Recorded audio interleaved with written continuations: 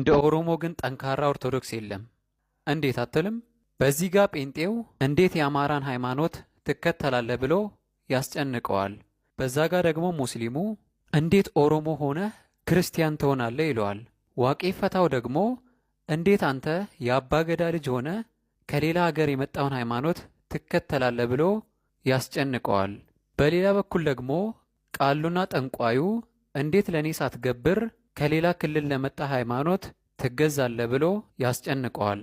በዚህ ሁሉ መሃል ግን በሚሊዮን የሚቆጠር ኦሮሞ እስካሁን ድረስ በክርስቶስ ላይ ያለውን እምነት ሳይቀይር ቅድስት ንጽሕትና ቀጥተኛ በሆነችው ሃይማኖት እየተዳደረ ይገኛል።